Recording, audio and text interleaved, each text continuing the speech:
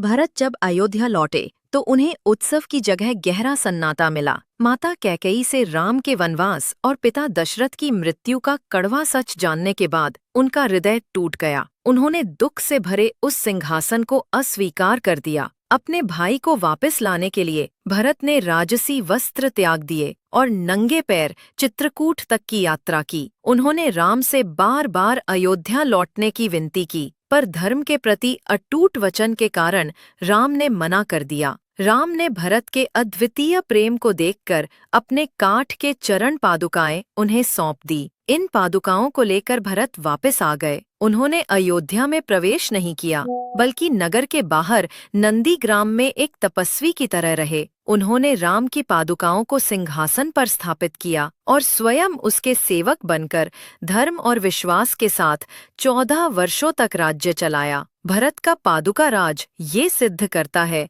कि सच्चा शासक वही है जो सत्ता से नहीं बल्कि त्याग और भक्ति से शासन करता है। अरण्यकांड। शूर्पणखा का क्रोध। दंडक वन के हृदय में राम, सीता और लक्ष्मण एक छोटी सी बांस और पत्तों की कुटिया के सामने बैठे प्रकृति के साथ पूर्ण सामंजस्य में शांति से निवास कर रहे थे। उनके दिन पूजा, सेवा और शांति से भरे थे।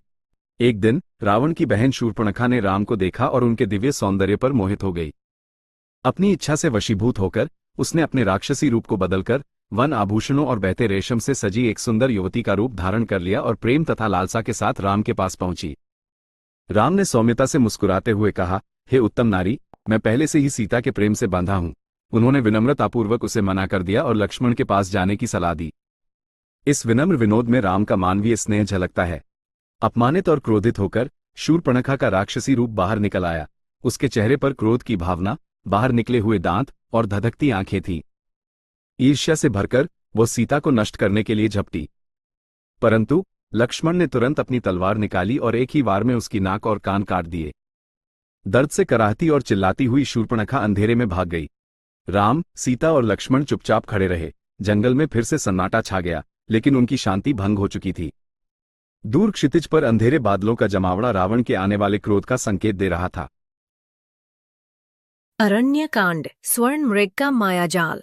दंडक वन में शांति लौट आई थी। श्री राम, सीता और लक्ष्मण अपनी कुटिया के बाहर बैठे थे। तभी एक चमकीला सुनहरा हिरण स्वर्ण मृग उनकी आंखों के सामने आ गया। मारीच नामक इस राक्षस ने रावण के कहने पर ये मायावी रूप धरा था। सीता इसकी सुंदरता पर मोहित हो गईं और उन्होंने राम से इसे पकड़ लाने का आग्रह किया। लक्ष्मण ने धोखे की आशंका व्यक्त की, पर सीता की इच्छा पूरी करने के लिए राम धनुष उठाकर हिरण के पीछे गहन वन में चले गए। जब राम का बाण उस पर लगा तो मायावी हिरण ने मरते समय ठीक राम की आवाज में "हाँ सीते, हाँ लक्ष्मण" की जोरदार चीख लगाई।